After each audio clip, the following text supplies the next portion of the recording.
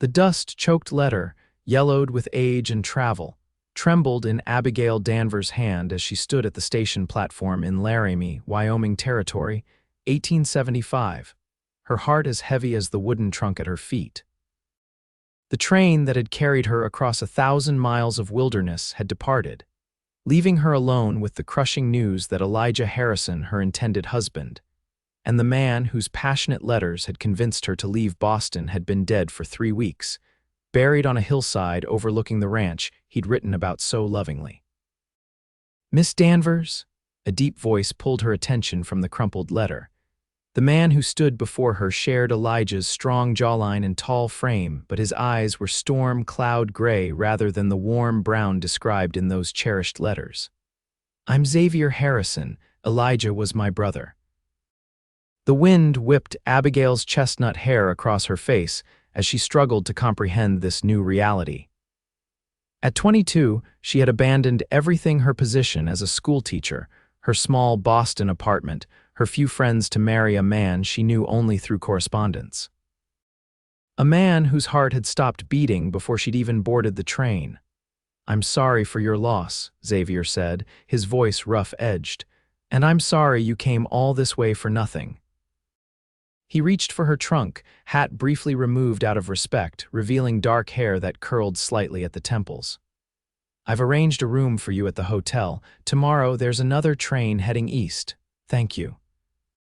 The words caught in Abigail's throat as Xavier loaded her trunk onto his wagon.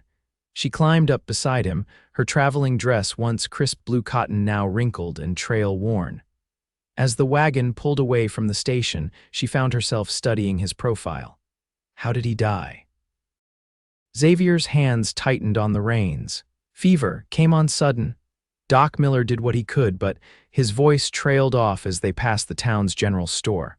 "Elijah spoke of you often, said you were the most elegant letter writer he'd ever known." Abigail closed her eyes against the sting of tears. "We wrote for nearly a year. I thought I knew him." "You knew the best of him," Xavier replied quietly. "The dreamer, the poet." A humorless laugh escaped him.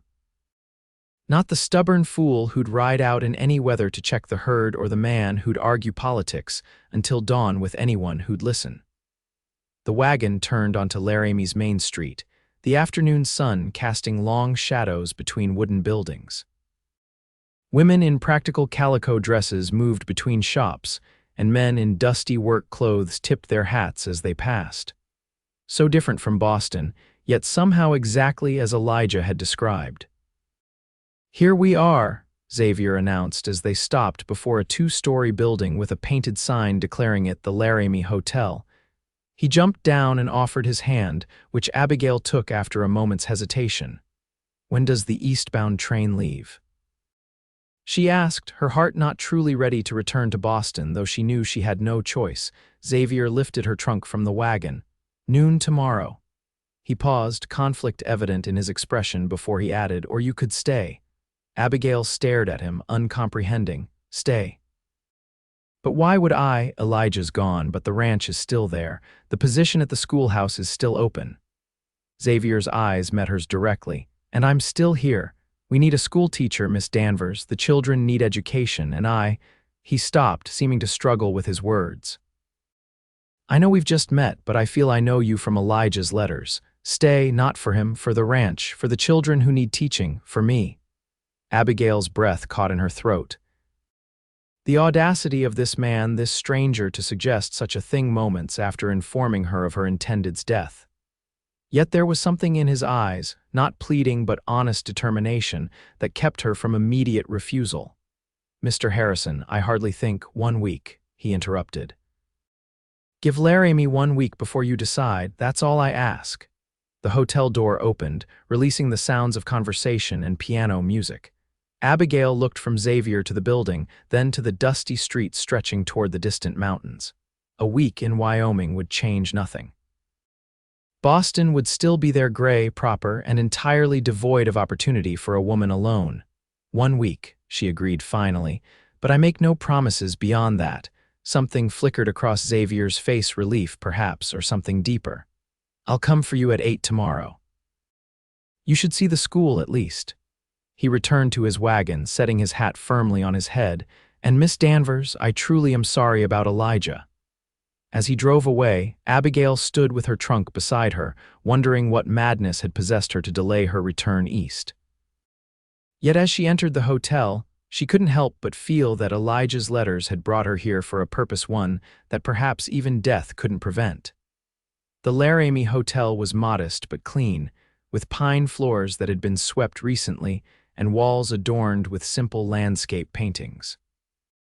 The proprietress, Mrs. Gunderson, was a robust woman with a Scandinavian accent who clucked sympathetically when Abigail explained her situation.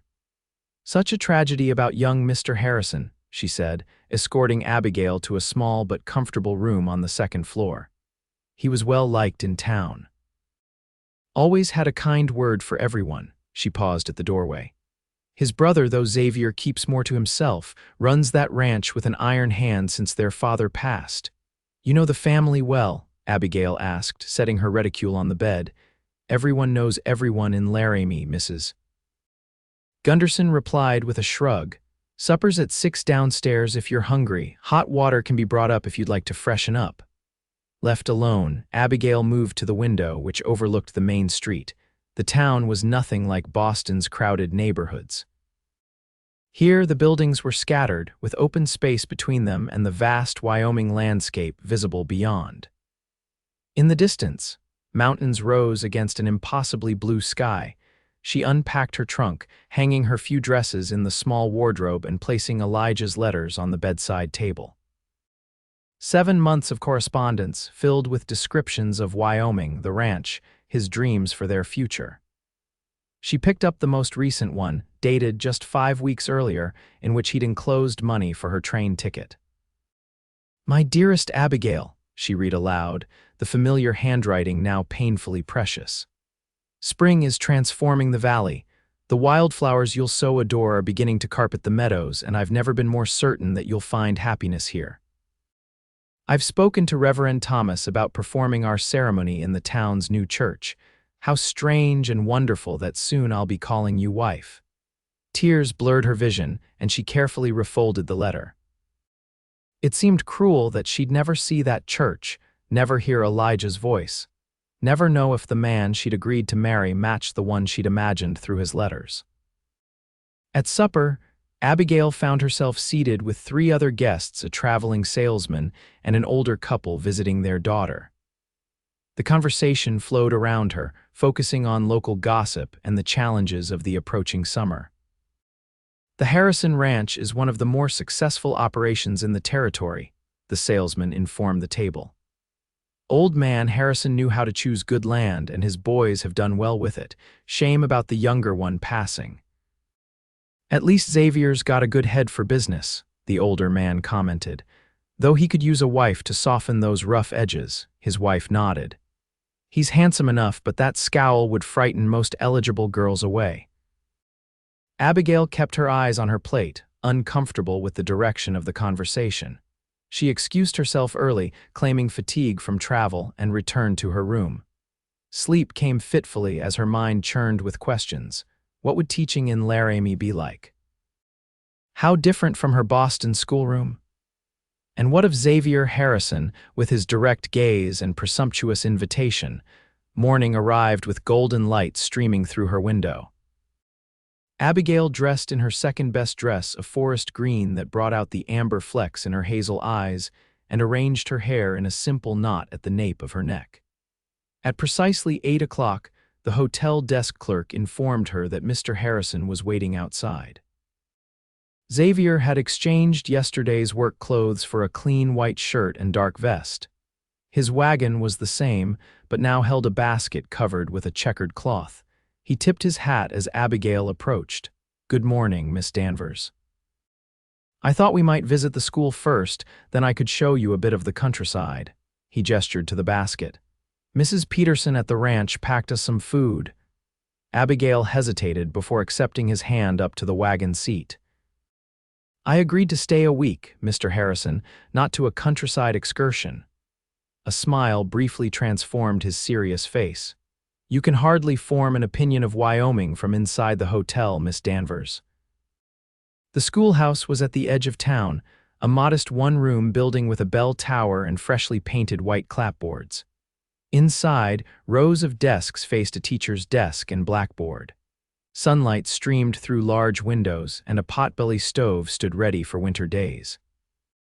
"It's quite new," Xavier explained, watching Abigail as she ran her fingers along the edge of the teacher's desk. "Built just last year, we've had temporary teachers, wives of ranchers and such, but never someone properly trained. How many students?" Abigail asked, mentally comparing it to her crowded Boston classroom. "About 20, ranging from 6 to 16. Some can only attend between planting and harvest." Xavier moved to the window. "There's housing, too, a small cottage behind the school, part of the teacher's compensation."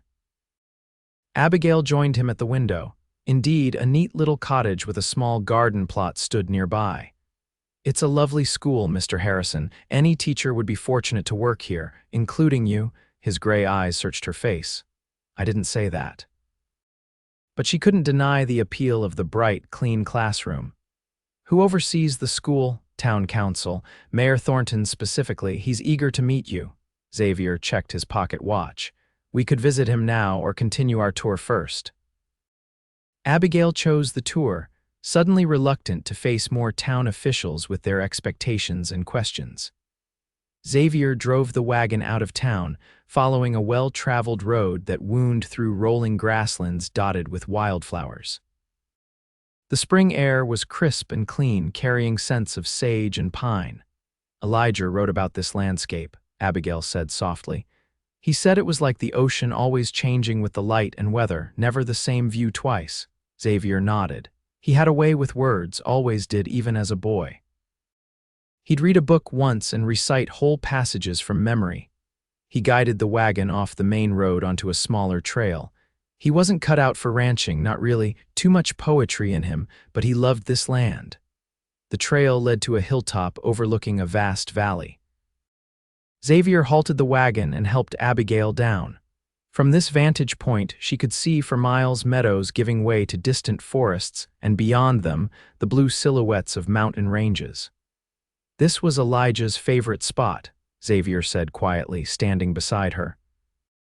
"He'd ride up here when he needed thinking time," said the view put everything in perspective. Abigail wrapped her arms around herself, overwhelmed by the beauty and the poignant knowledge that Elijah had stood in this very place, looking at this same view. "It's magnificent." "I buried him here," Xavier added, his voice rough with emotion. He pointed to a simple wooden cross a few yards away, nearly hidden among spring wildflowers. "Thought he'd like that." Tears welled in Abigail's eyes as she walked to the grave marker. Elijah James Harrison, 1849–1875. Beloved son and brother. She knelt beside it, touching the freshly carved wood. "May I have a moment alone, please?" Xavier nodded and walked back to the wagon, giving her privacy. Abigail sat beside the grave, flowers brushing against her skirt, and finally let herself cry for the man she'd never meet. For several minutes she wept silently, mourning not just Elijah but the future they'd planned together. "I came as you asked," she whispered finally. "I'm sorry I was too late." She plucked a small blue wildflower and laid it against the cross. "I don't know what to do now, Elijah. Your brother wants me to stay, but I feel lost here without you." The wind rustled the grass, carrying no answers. After a while, Abigail wiped her tears and returned to the wagon. Xavier had spread the checkered cloth on the ground and was unpacking the basket. "I thought you might be hungry," he said simply, offering no comment on her reddened eyes. They ate in companionable silence fresh bread, cold chicken, and apple preserves, washed down with canteens of cool water. The food restored Abigail's spirits somewhat, and she found herself studying Xavier as he repacked the basket. Unlike Elijah's letters, which had been full of flowery descriptions and romantic notions, Xavier was direct and unadorned in his speech and manner. There was a steadiness to him that spoke of responsibility shouldered young. "Tell me about the ranch," she said as they prepared to leave. Xavier's expression lightened. 3,000 acres, most of it grazing land. We run about 1,200 head of cattle and keep a small herd of horses. There's good water from the creek year-round, and we've built irrigation for the hay fields. Pride colored his voice. Our father started with nothing, just a claim and 10 head of cattle. Now we're one of the largest operations in the county. Abigail questioned. Will you run it alone now? A shadow crossed his face. Got good men working for me. Foreman's been with us since I was a boy. We'll manage. He helped her back into the wagon. Would you like to see it? The ranch is about 5 miles from town. Abigail hesitated. Seeing the ranch where she was to have lived as Elijah's wife seemed both necessary and painful. Yes, she decided. I should like to see it. The Harrison Ranch came into view as they crested a hill, a sprawling main house of sturdy logs with a wide porch, surrounded by outbuildings, corrals, and a bunkhouse. Smoke rose from the chimney, and in the distance, cattle grazed on verdant spring grass. Several men were working in the yards, repairing fencing and tending to horses. It's beautiful, Abigail breathed. This was to have been her home, these buildings her domain to manage. She tried to imagine herself here, greeting Elijah at day's end, perhaps with children playing on the porch. The image wouldn't form clearly now. Elijah was going to build you a house, Xavier said unexpectedly as they approached. Over there on that rise, said you deserved your own place, not his brother's hand-me-downs. He nodded toward a cleared area nearby, had the lumber ordered and everything. The revelation hit Abigail like a physical blow, another piece of the future that would never be. He didn't mention that in his letters, wanted it to be a surprise. Xavier's hands tightened on the reins. He was like that, always planning grand gestures. They pulled up before the main house and an older woman appeared on the porch, wiping her hands on her apron. You must be Miss Danvers, she called. I'm Mrs. Peterson, run the household for these boys since their mother passed. She came down to greet them properly. Such a shame about Elijah. He talked of nothing but you these past months. Abigail shook the woman's weathered hand, feeling the strength in it. It's a pleasure to meet you, Mrs. Peterson. Your food was delicious. Come inside for some coffee, the housekeeper invited. You too, Xavier, you've been gone since dawn. The ranch house interior was surprisingly comfortable, polished wood floors partially covered with colorful rugs, substantial furniture built to last, and walls adorned with a few good paintings. A large stone fireplace dominated the main room, and bookshelves lined one wall, filled with volumes that made Abigail's heart leap. Elijah had mentioned their father's love of books, but she hadn't expected such a library in a frontier home. Mrs. Peterson bustled about, preparing coffee and setting out slices of cake, while Xavier excused himself to speak with his foreman. Left alone in the main room, Abigail found herself drawn to the bookshelves, running her fingers along leather spines, Shakespeare, Dickens, Whitman, and dozens more. Many showed signs of frequent reading. Elijah's favorites are on the bottom shelf, Mrs. Peterson said, returning with a tray. Used to read them aloud sometimes in the evenings, had a fine reading voice. Abigail knelt to examine the collection, poetry mostly, with some philosophy and historical works. One slim volume caught her eye, Tennyson's In Memoriam. She pulled it out, opening to find Elijah's name inscribed inside the cover in flowing script. Take it, Mrs. Peterson said softly. He'd want you to have something of his. I couldn't possibly. You can and you will. The older woman poured coffee into delicate china cups that seemed out of place in the rustic setting. Now, tell me about yourself while we wait for Xavier. How was your journey from Boston? By the time Xavier returned, Abigail had given Mrs. Peterson a thorough account of her life in Boston and her teaching experience. The housekeeper, in turn, had shared stories of the ranch's early days and of the Harrison brothers as boys. Elijah was all imagination and dreams, she explained, her fondness evident. Xavier was the practical one, always making sure the chores got done, different as could be, but thick as thieves growing up. Gossiping about me, Mrs. Peterson. Xavier asked as he entered, the ghost of a smile softening his features. Someone's got to tell the truth about you, the housekeeper retorted good-naturedly. Miss Danvers deserves to know what kind of family she almost married into. Xavier's expression sobered as he accepted a cup of coffee. Speaking of family, Abigail should know about the will. Abigail looked up sharply. The will, Elijah's will, Xavier clarified, sitting across from her. He updated it when he sent for you, left you a portion of his share of the ranch. The coffee cup nearly slipped from Abigail's fingers. That's impossible, we weren't yet married. Apparently, he was very certain you would be. Xavier met her gaze directly. 1/4 of his half of the ranch is legally yours, Miss Danvers. That amounts to about 700 acres and a share in the business. Abigail set down her cup, stunned. I can't accept that, I never even met him in person. Nevertheless, it's yours by law, Xavier leaned forward. It's another reason to consider staying, you own land here now. Mrs. Peterson excused herself, clearly sensing the need for privacy. When she was gone, Abigail stood and walked to the window, trying to process this new information. Outside, men moved between buildings with purpose. Horses nickered in corrals, and somewhere a dog barked, all part of the ranch operation that now, unbelievably, included her. I don't know the first thing about ranching, she said finally. You wouldn't need to. Xavier joined her at the window. I'd buy your share, give you fair market value, or you could remain a silent partner, take a percentage of the profits annually, or I could sell to someone else entirely. The words came out more sharply than intended, a reaction to feeling cornered. Xavier's jaw tightened. You could, but this land has been in our family for 20 years. Everything you see was built by Harrison hands. Guilt flooded Abigail immediately. I'm sorry, that was unkind, I'm just overwhelmed. His expression softened. Of course you are, there's no rush to decide anything. Take your week as we agreed. He glanced at the darkening sky visible through the window. We should head back to town before nightfall. The ride back to Laramie was quieter, both of them lost in thought. As they approached the hotel, Xavier finally broke the silence. Tomorrow's Sunday. Would you join me for church services? The whole town will be there. You could meet people, including the school board members. Abigail nodded, feeling both relief and trepidation at the thought of meeting the townspeople. Thank you for today, Mr. Harrison, for showing me everything. Xavier, he corrected gently. After all, we're family now of a sort. Xavier, she repeated, testing the name. Then I'm Abigail, not Miss Danvers.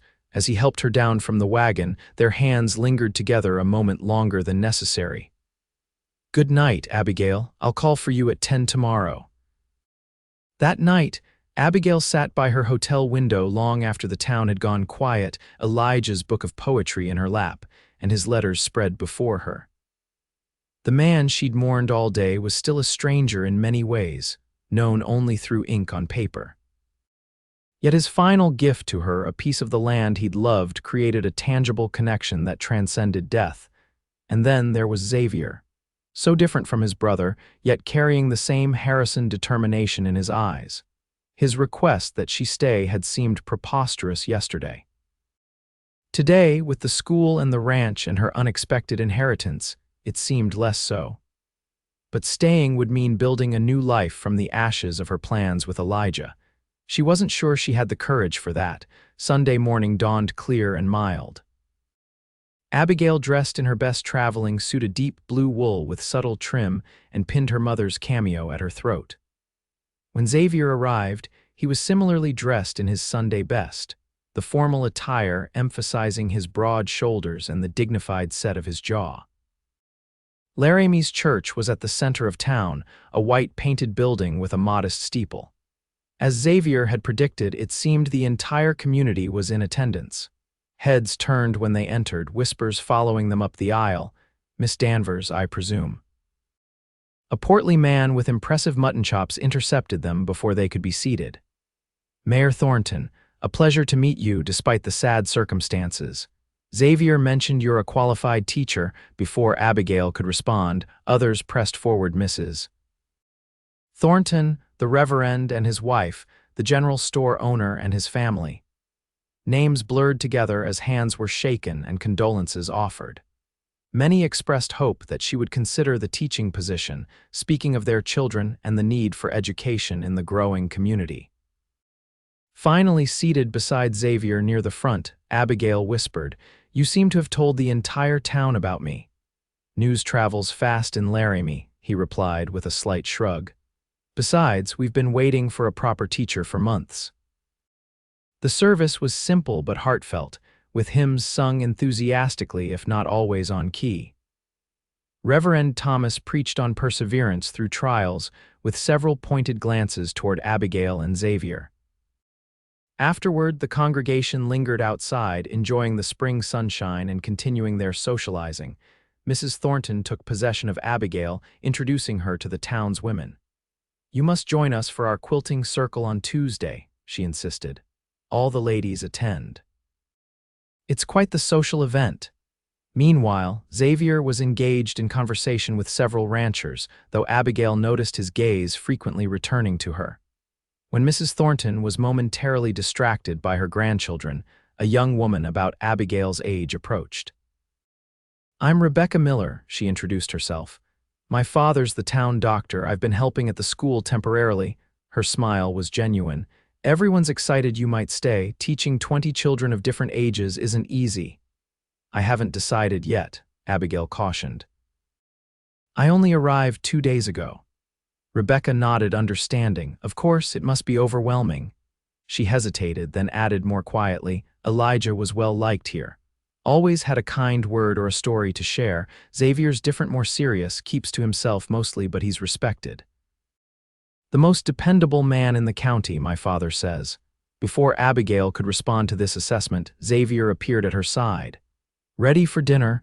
Mrs. Peterson is expecting us back at the ranch." The invitation surprised Abigail, but she accepted, bidding farewell to Rebecca and the others. As they drove away from town, she commented, "You're quite popular here despite being the serious, keep-to-yourself type." Xavier raised an eyebrow. "Been asking about me?" Rebecca Miller offered her perspective. Abigail admitted, "She seems nice." "She is. Her father saved more lives in this county than anyone could count. He guided the horses around a bend in the road, including mine when I took a bullet 3 years back during a cattle rustling incident." Abigail turned to him, shocked. "You were shot?" He nodded, touching his left shoulder briefly. "Hazard of ranch life sometimes. Elijah didn't mention it?" "No." Another reminder of how limited her knowledge was of the real lives of the Harrison brothers. "What happened?" "Group of men tried to take a portion of our herd. We tracked them. There was a confrontation." Xavier's expression darkened at the memory. "I was careless, got separated from the others. Took a bullet, but managed to stay on my horse until Elijah found me." Abigail shuddered at the image. "How terrible." "Elijah got me home. Rode through the night with me bleeding all over him, singing to keep me awake." A fond smile briefly crossed Xavier's face. Awful singing voice, but it did the trick. The story painted a picture of brotherly devotion that touched Abigail deeply. The rest of the journey to the ranch passed with Xavier pointing out features of the landscape and sharing anecdotes about local landmarks. By the time they arrived, Abigail had heard the history of the old trading post that preceded Laramie, tales of early settlers, and the story of how the Harrison family had come west from Pennsylvania after the Civil War. Mrs. Peterson had prepared a Sunday feast: roast chicken, potatoes, fresh bread, and vegetables preserved from last season's garden. 2 ranch hands joined them: the foreman, Mr. Cooper, a weathered man in his 50s, and a younger man named Thomas who managed the horses. "Miss Danvers is considering taking the teaching position in town," Xavier explained as they ate. "About time they found someone proper," Mr. Cooper commented. "My grandson's 8 and can barely write his name, though he can rope a calf better than most grown men." "The school seems well equipped," Abigail said. "How long has it been without a permanent teacher?" "Almost a year," Mrs. Peterson replied, passing the potatoes. "The last one left to get married. Before that, we had a young man from back east, but he couldn't handle the winters." The conversation flowed easily, with Abigail sharing stories of her Boston classroom and the ranch hands describing local children who would be her potential students. She found herself relaxing in this household, drawn into their close-knit dynamic. After the meal, Xavier suggested a walk to aid digestion. They strolled toward the creek that provided the ranch's water, following a well-worn path through a meadow bright with spring flowers. The afternoon sun cast long shadows across the grass, and birds called from nearby trees. "You seem comfortable here," Xavier observed after they had walked in silence for several minutes. Abigail considered this. "It's beautiful land, peaceful, but different from what you're used to." "Yes." She stopped to watch a hawk circling overhead. "In Boston, I lived in a small apartment above a millinery shop. The streets were always noisy, even at night. There was never this much space." "Do you miss it?" Xavier asked, studying her profile. "Some aspects," she admitted. "The libraries, the museums. The certainty of knowing my place and purpose." She turned to face him. "But I came west because I wanted something different, something more."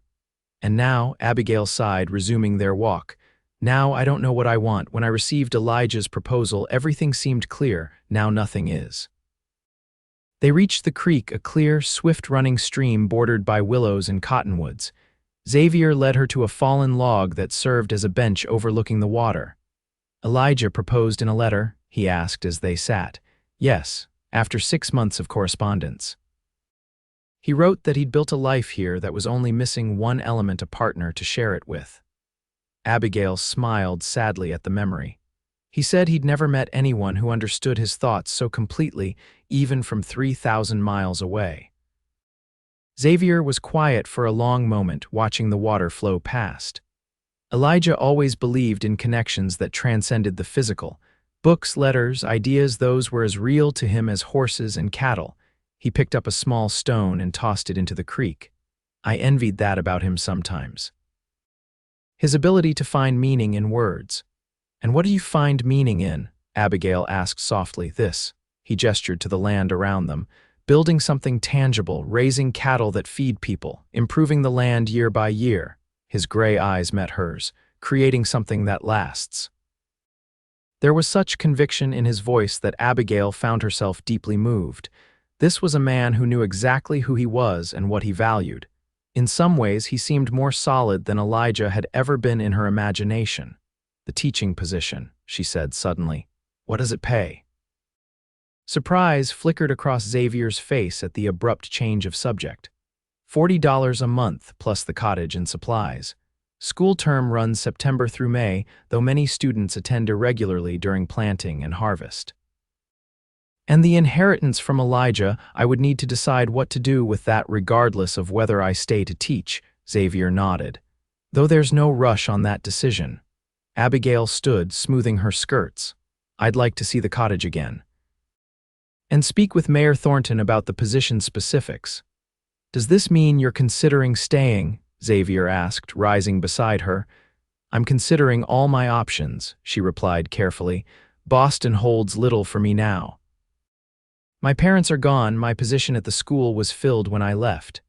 She looked out over the creek toward the distant mountains. "Wyoming is beautiful, different but beautiful." "I'll take you to see the cottage tomorrow," Xavier promised as they turned back toward the ranch house. "And arrange a meeting with Thornton." The week that Xavier had requested passed more quickly than Abigail could have imagined. Each day brought new experiences and introductions to more townspeople.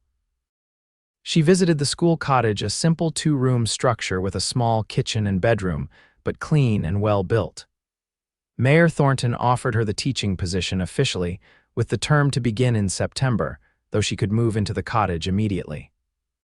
The quilting circle welcomed her warmly, and Rebecca Miller became a particular friend, offering insights into Laramie's social dynamics and history. Abigail found herself slipping into the rhythm of the town, noting its needs and imagining how she might contribute as a teacher. Throughout the week, Xavier was a constant presence, escorting her between appointments, introducing her to key community members, and returning her to the hotel each evening. Their conversations grew easier, ranging from practical discussions about the ranch operations to philosophical debates about books they had both read.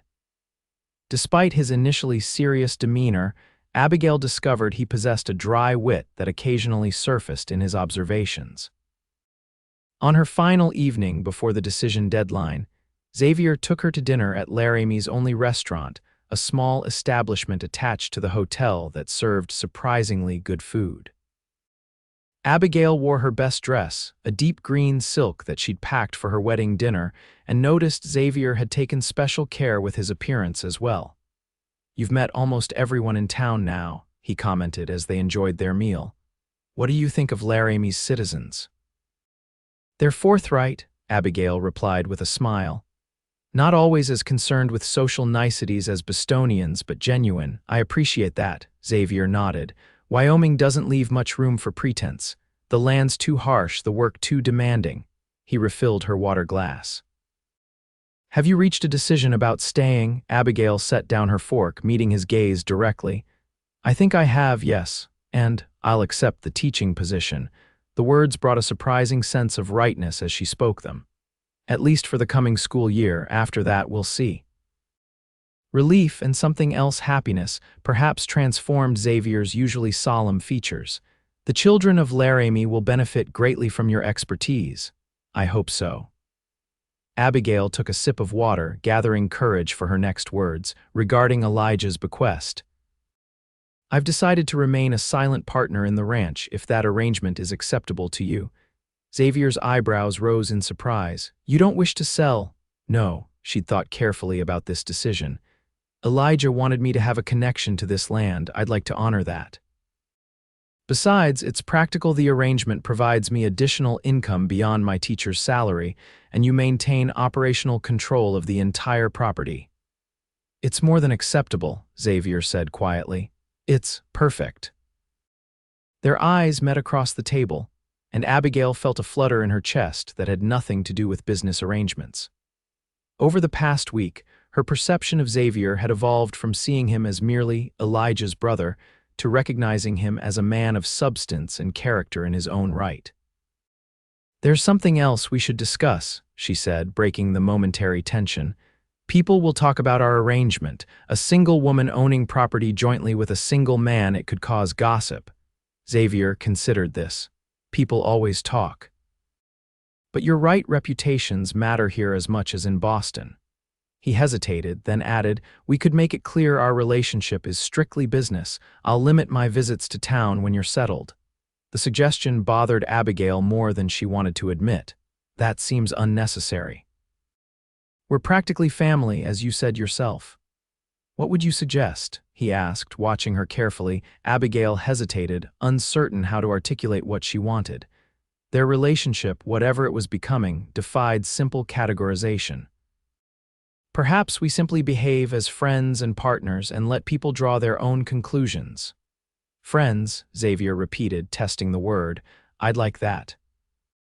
The rest of the meal passed pleasantly, with discussions of the cottage renovations Abigail wanted to make before the school term and Xavier's plans for the summer cattle drive. When they finally left the restaurant, the night air was cool and clear. Stars scattered across the dark sky in greater numbers than Abigail had ever seen in Boston. "I'll walk you to the hotel," Xavier offered. They strolled slowly, Abigail suddenly reluctant for the evening to end. Tomorrow she would begin arranging to move her belongings to the cottage, taking her first real steps toward her new life in Laramie. "Thank you," she said as they reached the hotel entrance. "Not just for dinner, but for everything this week. For showing me possibilities I couldn't see when I first arrived." Xavier looked down at her, his expression serious in the lamplight. "I should be thanking you, Abigail. When you stepped off that train, I expected to deliver bad news and send you on your way. I never imagined you'd choose to stay." "Neither did I," she admitted. "But something about this place," she gestured to the town around them, then to the distant outline of mountains against the starry sky. "It already feels more like home than Boston ever did." "I'm glad." Xavier hesitated, then slowly reached for her hand. When she didn't pull away, he raised it to his lips in a gesture that was both formal and surprisingly intimate. "Good night, Abigail. I'll come by tomorrow to help with your move." Abigail's skin tingled where his lips had touched. "Good night, Xavier." She watched him walk away, his tall figure disappearing into the darkness. Only then did she realize that for the first time in days, she had not thought of Elijah at all. The next month passed in a flurry of activity. Abigail moved into the teacher's cottage and set about making it her own. The town's women proved generous with spare furnishings, a rocking chair from Mrs. Thornton, kitchen implements from the doctor's wife, and colorful curtains sewn by the quilting circle. Xavier contributed a bookshelf built by the ranch carpenter and filled it with volumes from the Harrison Library that he insisted Elijah would have wanted her to have. The cottage garden, neglected during the school's teacher-less period, became Abigail's project. She spent hours weeding and planting, guided by Mrs. Peterson's advice on what would grow well in Wyoming's climate. By mid-June, the small plot boasted neat rows of vegetables and a border of hardy flowers. Xavier visited regularly, sometimes bringing supplies from the ranch, fresh eggs, milk, or meat, and always finding time to help with whatever project Abigail was tackling. Together, they repaired the cottage's leaking roof, painted the kitchen, and built a small henhouse where Abigail could keep the 4 chickens that were a gift from Mr. Cooper. Their friendship deepened through these shared tasks. Abigail learned that Xavier's serious exterior concealed a thoughtful mind and unexpected gentleness. He discovered her determination and adaptability as she tackled frontier challenges that would have daunted many Eastern women. During this time, Abigail also prepared for her teaching duties, reviewing the school's limited resources and developing lesson plans. Mayor Thornton provided a list of expected students, and Abigail began visiting families to introduce herself and assess the children's current education levels. These visits took her to farms and smaller ranches surrounding Laramie, exposing her to the diverse community she would serve. Some families were prosperous, others struggled to maintain their homesteads. All valued education, even if practical demands meant their children's attendance would be irregular. One warm July evening, Xavier arrived at the cottage with a surprise and invitation to a community dance being held in the newly constructed barn at the Peterson farm just outside town. "The whole county will be there," he explained, leaning against the porch railing while Abigail watered her flowers. "It's a summer tradition. Good food, music, dancing." Abigail paused, water can in hand. "Dancing? I haven't danced in years." "You haven't forgotten how, have you?" A teasing note entered his voice. "Or perhaps Boston ladies are too refined for country dances," she laughed, resuming her watering. "I'll have you know I was considered quite accomplished at dancing, Mr. Harrison. I simply haven't had the opportunity lately." "Then you'll come." There was something in his tone, a hint of vulnerability perhaps, that made Abigail look up sharply. "Are you asking me to accompany you, Xavier?" He straightened, suddenly formal.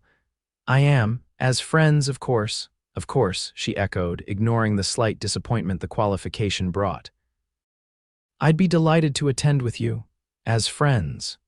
The night of the dance arrived clear and pleasant.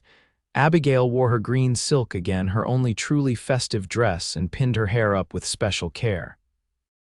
When Xavier arrived to escort her, she was struck anew by how handsome he looked in his best clothes, his dark hair neatly combed, his gray eyes bright with anticipation. "You look beautiful," he said simply as she joined him on the porch. "Thank you." Abigail felt a blush rise to her cheeks. "You're quite handsome yourself." The Peterson farm was already lively when they arrived, lanterns illuminating the new barn where tables of food lined one wall and a small group of musicians tuned their instruments in a corner. Couples and families streamed in from surrounding farms and ranches, the women in their best dresses, men in clean shirts with hair slicked down. Rebecca Miller waved them over immediately. "Abigail, I was hoping you'd come." She greeted Xavier with equal warmth. "The whole town's talking about how you two have fixed up the teacher's cottage. It's never looked so charming." "Abigail deserves the credit," Xavier replied. "She has a vision for what places can become." Rebecca's eyes moved between them with interest.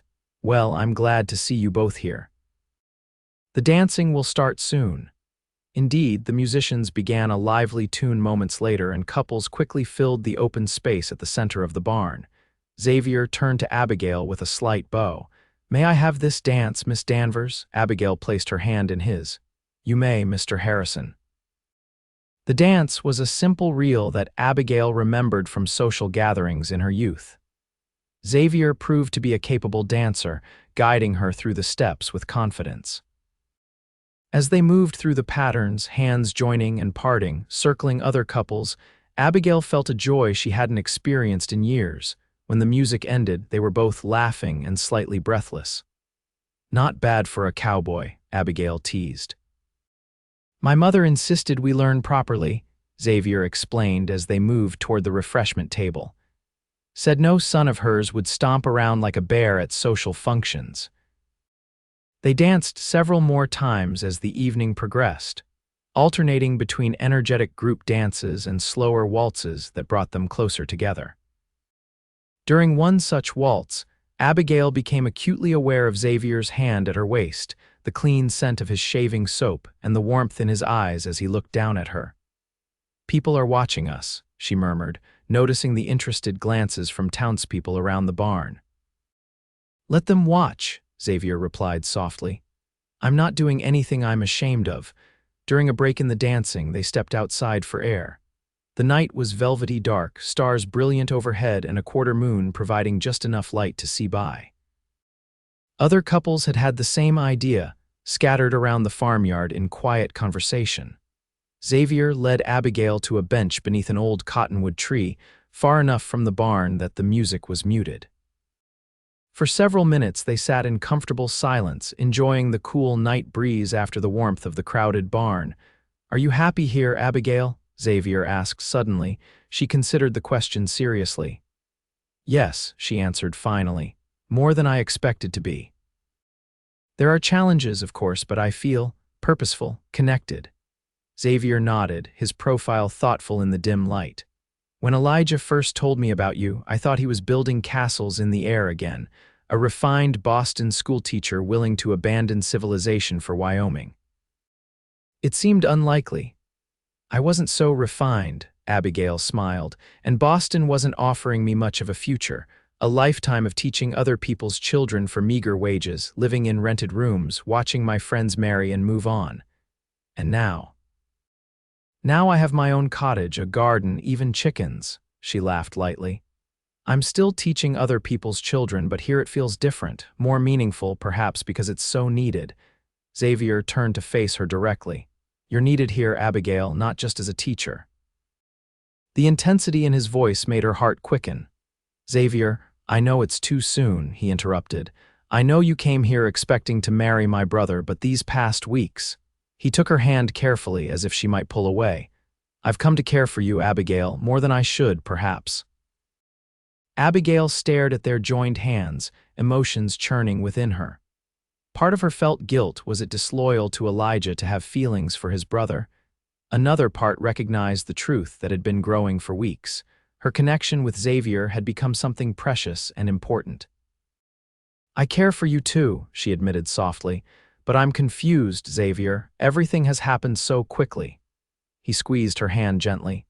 "I don't expect anything, Abigail. I just wanted you to know we can continue as we have been friends, neighbors, business partners." "And if I want more than that?" The words surprised her as much as him. Xavier's breath caught audibly. "Then we take whatever time you need, no rush, no pressure." His eyes searched hers in the moonlight. "I'm not Elijah. I don't have his way with words or his grand visions. But I promise you this: I would never let you down." The simple declaration moved Abigail deeply. She reached up to touch his cheek, feeling the slight roughness of evening stubble under her fingers. "I know that, Xavier. It's one of the things I admire most about you." For a moment they sat suspended in possibility, faces close enough that Abigail could feel his breath on her skin. Then, from the barn, came the sound of the fiddle striking up a new tune and Mr. Peterson's voice calling for everyone to come inside for the Virginia reel. The moment broken, Xavier stood and offered Abigail his hand. "Shall we rejoin the festivities?" She rose, but didn't immediately move toward the barn. "Xavier," she said hesitantly, "I'd like to take that time you offered, to be certain of my feelings." Relief and hope mingled in his expression. "Take all the time you need, Abigail. I'll be here." The remainder of the summer passed in a sweet, uncertain dance between them. Xavier continued his regular visits to the cottage, helping with preparations for the school year and bringing news of the ranch. Their conversations flowed easily as always, but now carried an undercurrent of awareness, of possibility. Abigail found herself looking forward to his visits with increasing anticipation, noting the way her pulse quickened at the sight of his wagon approaching. Yet she held back from acknowledging these feelings fully, needing to reconcile them with the memory of Elijah and the future she had planned. In August, Abigail's teaching duties began in earnest as she organized the schoolhouse and finalized her curriculum. The school board had approved her supply requests, and Xavier had arranged for the ranch wagon to collect the materials from Cheyenne, where they arrived by train. One particularly hot afternoon, Abigail was arranging books on the schoolroom shelves when Xavier appeared in the doorway, his tall frame silhouetted against the bright sunlight outside. "Thought you might appreciate some help," he said, entering with a package under his arm. "And I brought something for your classroom." Curious, Abigail watched as he unwrapped a wall map of the United States. "It's beautiful," she exclaimed, examining the colorful, detailed rendering. "Where did you find it?" "Ordered it from Chicago months ago, actually. Elijah mentioned you were coming to teach, and I thought the school should have proper equipment." Xavier looked slightly embarrassed by the admission. "It arrived last week." The gesture touched Abigail deeply, not just the thoughtfulness of the gift, but the revelation that Xavier had been planning for her arrival long before they met. "Thank you. It's perfect." Together they hung the map on the wall beside the blackboard, their hands brushing occasionally as they worked. When the task was complete, they stood back to admire it, unconsciously standing closer together than strictly necessary. "School begins next week," Abigail remarked. "Are you ready for the invasion of students?" Xavier smiled. "I think the question is whether they're ready for you. Mrs. Miller tells me you've been quite specific about your expectations." "Children thrive with clear boundaries," Abigail replied primly, then laughed at her own formality. "But yes, I've warned them there will be regular attendance expected and homework assigned." Some of the parents seemed shocked. "They'll adapt," Xavier assured her, "and they'll be grateful when their children can read contracts and calculate cattle prices without being cheated." They moved outside to the schoolyard, where Xavier had earlier repaired the seesaw that had broken during the summer. The afternoon sun was beginning to soften, casting long shadows across the dusty ground. "The cattle drive leaves next week," Xavier mentioned as they sat on the schoolhouse steps. "I'll be gone about 3 weeks." Abigail felt a surprising pang at the news. 3 weeks, we're driving the herd to the railroad at Cheyenne. It's a good price this year." He studied her face. "Will you be all right here alone?" She straightened her shoulders. "Of course. I've been taking care of myself for years." "I know you're capable," he said gently, "but it's different here than Boston. If you need anything while I'm gone, Mrs. Peterson will check on you and Dr. Miller is always available." "I'll be fine," Abigail assured him, though the thought of 3 weeks without his visits left an emptiness she hadn't anticipated. "The school will keep me busy." Xavier nodded, seeming satisfied. They sat in companionable silence for a while, watching the changing light on the distant mountains. Abigail found herself memorizing the moment, the warm wood of the steps beneath them, the scent of late summer dust and sage, the solid presence of the man beside her. "I should go," he said finally, rising. "Early start tomorrow, final preparations for the drive." Abigail stood as well. "Be careful," she said softly. "I've heard cattle drives can be dangerous." "I've been doing this since I was 16, he reminded her with a slight smile. "But yes, I'll be careful." He hesitated, then reached for her hand, holding it gently between both of his. "I'll miss our talks, Abigail." The simple admission made her throat tight with emotion. "I'll miss them too." For a moment, she thought he might kiss her, hoped he would, but instead he released her hand and stepped back. "I'll come say goodbye before we leave." True to his word, Xavier rode to the cottage early on the morning of the cattle drive. Abigail, warned by the sound of hoofbeats, met him on the porch. He remained mounted, the rising sun behind him casting his features in shadow. "The men are waiting at the south pasture," he explained. "I can't stay long." Abigail nodded, wrapping her shawl tighter against the morning chill. "I understand." Xavier leaned forward in his saddle. "I brought you something." He reached into his saddlebag and withdrew a small packet for when I'm gone. Abigail took it curiously. Inside the brown paper wrapping was a small leather-bound journal and, to her surprise, several letters each sealed and numbered on the outside. One for each week I'm away, Xavier explained, looking almost shy. I'm not the writer Elijah was, but I thought, well, you're used to getting letters. Deeply moved, Abigail pressed the packet to her chest. Thank you, Xavier, this is wonderful, he smiled, relieved by her reaction. There's nothing poetic in them, just thoughts, things I'd tell you if I were here. I'll treasure them, she promised. Xavier adjusted his hat, clearly preparing to leave. The journal is for you to write back if you want. Things that happen while I'm gone, you can read it to me when I return. The thoughtfulness of the gesture nearly brought tears to Abigail's eyes. Without thinking, she stepped closer to his horse and reached up to touch his hand where it rested on the reins. Come back safely, she said softly. Xavier's expression changed, determination replacing hesitation. In one fluid movement, he dismounted and stood before her on the porch. Abigail, he began, then stopped, words seemingly failing him. Instead, he reached out slowly, giving her time to step away if she wished. When she didn't move, his hand gently cupped her cheek, thumb brushing across her skin. Abigail's breath caught at the tenderness of the touch. May I? He whispered, his intent clear in his eyes. In answer, Abigail rose slightly on her toes, bringing her face closer to his. Xavier's lips met hers with gentle pressure, a first kiss that was both question and promise. Abigail's hands found their way to his shoulders, steadying herself as warmth spread through her body. When they parted, Xavier rested his forehead against hers for a brief moment. I've wanted to do that for weeks, he admitted quietly. I'm glad you finally did, Abigail replied, her voice breathless even to her own ears. The sound of distant cattle broke the moment. Xavier straightened reluctantly. I have to go, I know. Abigail stepped back, allowing him to remount. Your men are waiting. Xavier settled into his saddle, looking down at her with an expression that made her heart race. When I get back, he said with quiet intensity, we should talk about the future, our future if you want that. I think I do, Abigail admitted, surprising herself with the certainty she felt. Be safe, Xavier. Come back to me. He tipped his hat, eyes never leaving hers. Count on it. With a final nod, he turned his horse and rode away, the sound of hoofbeats gradually fading into the morning.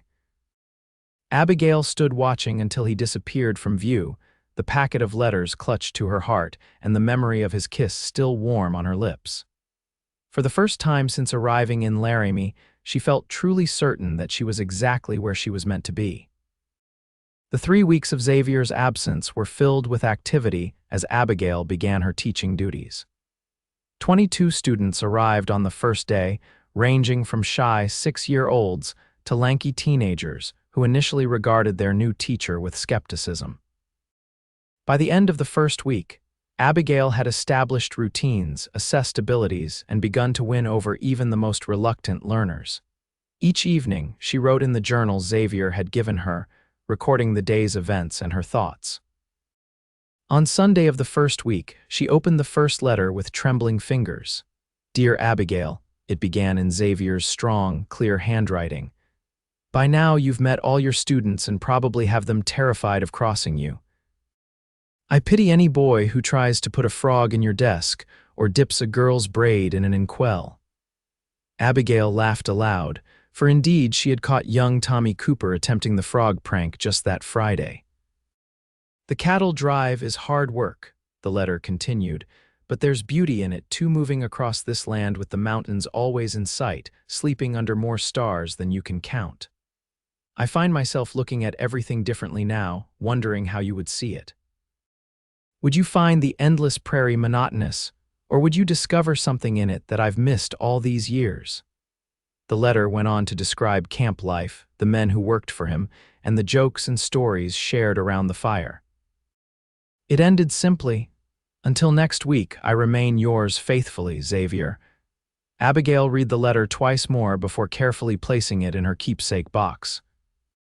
That night, she filled several pages of the journal with her response, describing her students, her teaching challenges, and how the cottage seemed emptier without his visits. The second and third letters arrived via the mail coach that passed through Laramie weekly, carried by ranch hands who had made the trip to Cheyenne for supplies. Each revealed more of Xavier's thoughts and feelings, his hopes for the ranch, memories of his childhood with Elijah, and increasingly his feelings for Abigail. "I find myself riding at the edge of the herd," he wrote in the third letter, "so I can think of you without distraction. Is it strange that I know you primarily through letters, just as you knew Elijah? But I feel the difference is that I have held your hand, heard your laugh in person, and now, treasured memory, kissed you goodbye. These are not imagined connections, but real ones that I carry with me across the miles." By the time the third week neared its end, Abigail's journal was half filled with her daily accounts and responses to Xavier's letters. More significantly, her heart had reached a clarity that had eluded her since arriving in Wyoming. She knew now that what she felt for Xavier was not confused grief or misplaced affection, but something new and real, a love built on genuine knowledge of each other, on shared work and common values. The cattle drive returned on a Tuesday afternoon. Abigail, teaching arithmetic to her older students, heard the commotion as riders passed the schoolhouse. She maintained her composure admirably, finishing the lesson before dismissing her students slightly early. From the schoolhouse steps, she watched dust rising from the road leading to the Harrison Ranch. The men would be busy for hours, yet settling the remaining cattle, tending horses, reporting to Xavier. She returned to her cottage, changing from her teaching clothes into a fresh dress, and waited, alternating between anticipation and nervous energy. As sunset painted the western sky in shades of gold and pink, the sound of a single horse approaching brought Abigail to her porch. Xavier dismounted before her gate, removing his hat as he approached. He looked tired, his face tanned darker from 3 weeks in the sun, a new scrape healing on his jawline. To Abigail, he had never looked more handsome. "You're back," she said simply, unable to find more eloquent words. "I'm back," he confirmed, stopping at the bottom of the porch steps, eyes never leaving hers. "The drive was successful, got a good price in Cheyenne." Abigail nodded, strangely shy now that he stood before her. "You're hurt," she observed, gesturing to the scrape. Xavier touched it absently. "Had a disagreement with a tree branch during a storm. It's nothing." He hesitated, then asked, "Did you receive my letters?" "I did. They were wonderful." Abigail took a step toward him. "I wrote back as you suggested." A smile warmed his tired features. "I'd like to hear what you wrote." But first, he climbed the steps until he stood before her, close enough that she could smell leather and horses and the clean sweat of hard work. "I've been thinking about doing this again for 3 weeks." This time when he kissed her, there was no hesitation, no question, just the certainty of a man claiming what his heart desired. Abigail's arms wound around his neck as she returned the kiss with equal fervor, all shyness forgotten. When they finally parted, both breathless, Xavier kept his arms around her waist. "I missed you, Abigail Danvers." "I missed you too," she whispered against his chest, "more than I expected to." They moved to the porch swing, sitting close together as the last light faded from the sky and the first stars appeared. Xavier listened as Abigail read selected entries from her journal, humorous accounts of her students' antics, descriptions of her first community events as Laramie's teacher, and finally, her growing certainty about her feelings for him. "I realized," she read from the final entry, "that I came to Wyoming seeking a future with a Harrison man I knew through letters. And while fate had different plans than I expected, perhaps it has shown me greater wisdom than my own. For now, I find myself falling in love with a Harrison man I know through actions, through character revealed in daily kindnesses and unwavering reliability."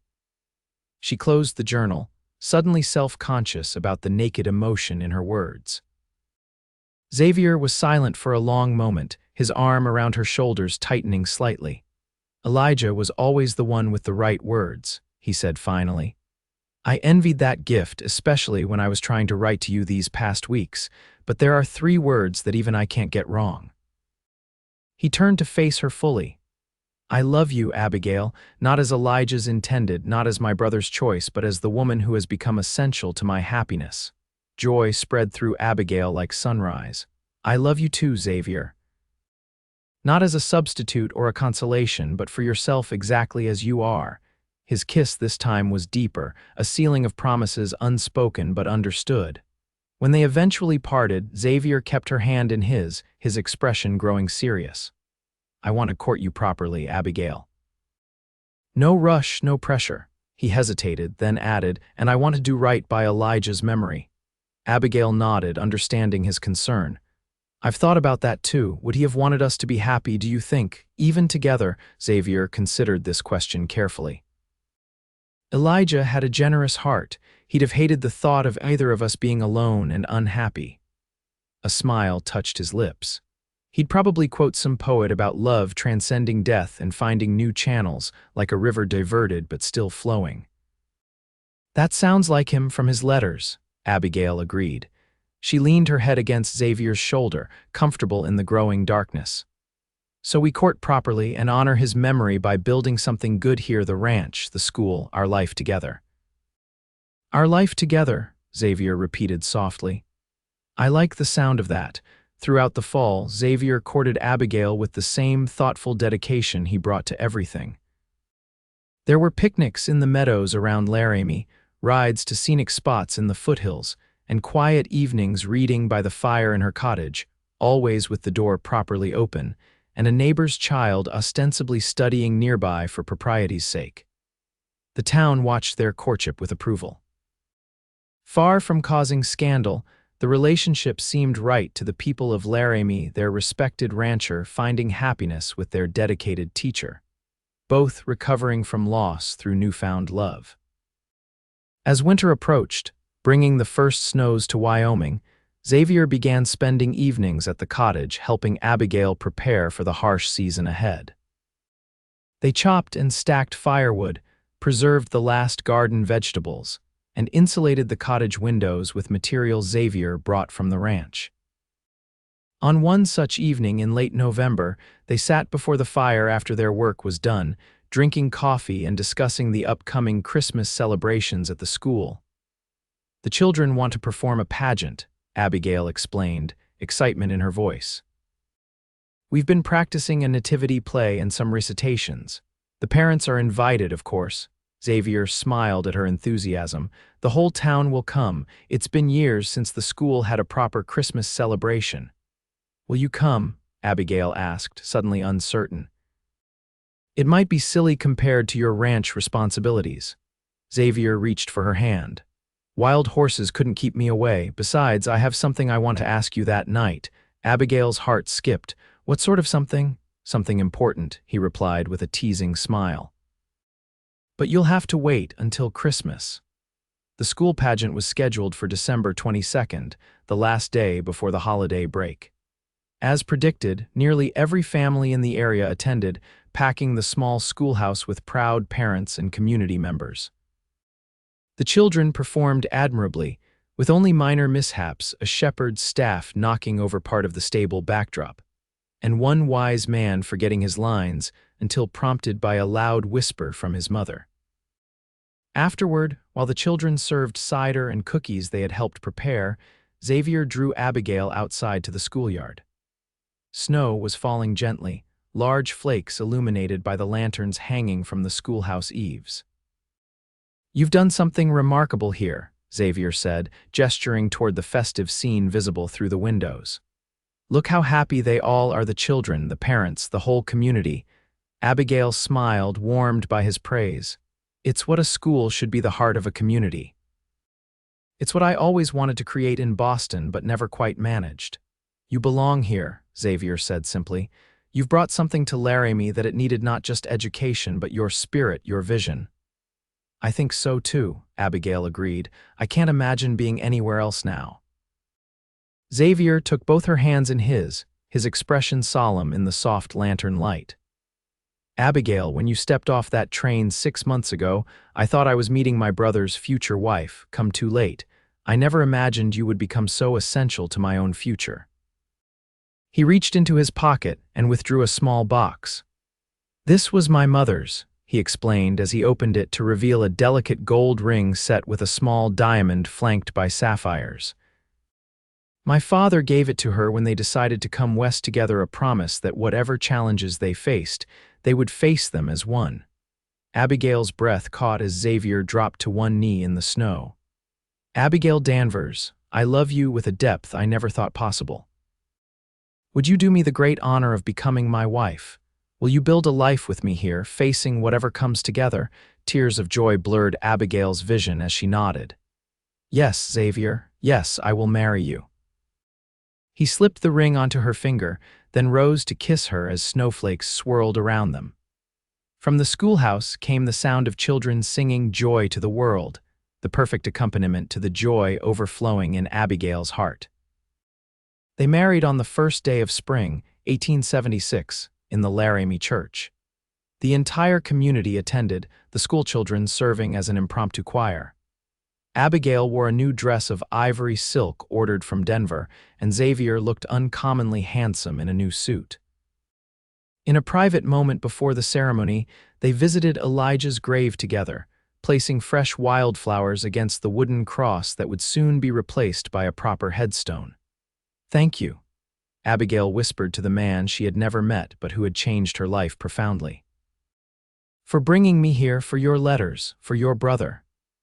Xavier placed his arm around her shoulders, his own tribute silent but heartfelt. Together they walked back to the church, ready to begin their life together. Abigail continued teaching, now as Mrs. Harrison, moving from her cottage to the ranch house that became transformed under her influence. Bookshelves expanded, curtains brightened windows that had been bare for years, and the kitchen became a warm hub of activity where ranch hands were welcomed for Sunday dinners. The ranch prospered under their joint management, with Abigail's education proving valuable in keeping accounts and corresponding with cattle buyers. They worked as true partners, Xavier managing the day-to-day operations while Abigail divided her time between the school, the ranch, books, and creating a true home. In the spring of 1877, Abigail discovered she was expecting their first child. The news brought joy to both, though Xavier became notoriously protective, insisting on driving her to and from school each day once her condition became known. Their son, James Elijah Harrison, was born on a cold December night, with Dr. Miller attending and Mrs. Peterson assisting.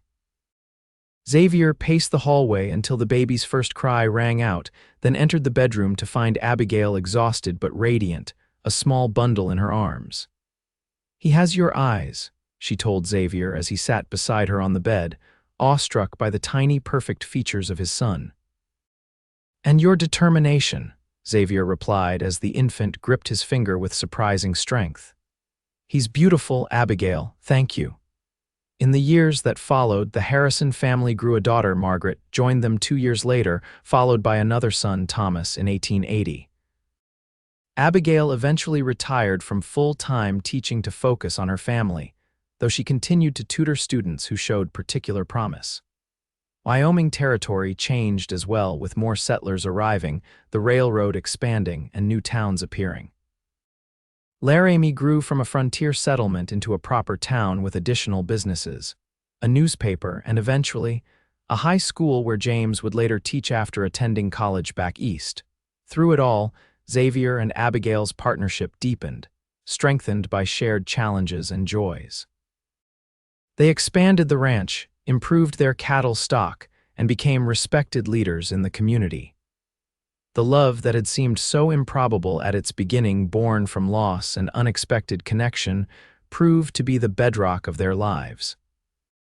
On their 10th wedding anniversary, Xavier surprised Abigail with a gift, a bound volume containing all the letters they had exchanged during their courtship, including those first 3 he had written during the cattle drive.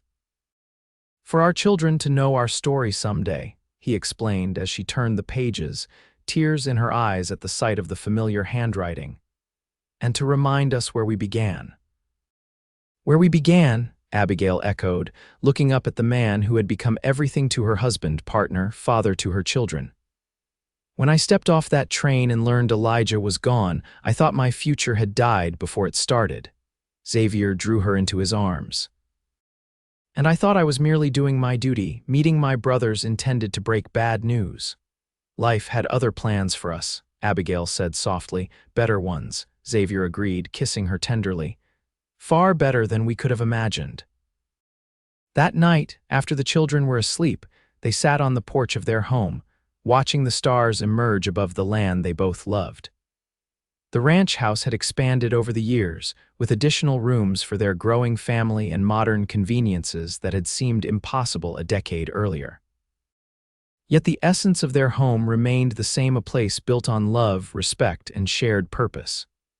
"Do you ever wonder," Abigail asked, her head resting against Xavier's shoulder, "what would have happened if Elijah had lived, if I had arrived to marry him as planned?" Xavier considered the question thoughtfully. "Sometimes, I think you would have been happy with him in a different way. He would have given you poetry and grand gestures. And less stability," Abigail added with a smile, "less practicality." "Probably," Xavier agreed. "But you loved him through his letters." "I loved the idea of him," Abigail corrected gently, "the idea of a future out west, of purpose and possibility." She turned to look at her husband's face, still handsome after a decade together. "But I love you, Xavier Harrison, the real you, with your strength and steadiness, your quiet intelligence, your unwavering heart. I wouldn't trade what we've built together for any other life I could imagine." Xavier's eyes, gray as the Wyoming sky before a storm, held hers with the same intensity that had always moved her. "Nor would I, my love. You arrived too late for Elijah, but exactly when you were meant to for me." Their kiss, after 10 years of marriage, still held the warmth and promise of that first one shared on her cottage porch. Around them, the Wyoming night settled over their home, their land, their future, a future neither had planned but both had built, word by word, day by day, with patience, courage, and abiding love.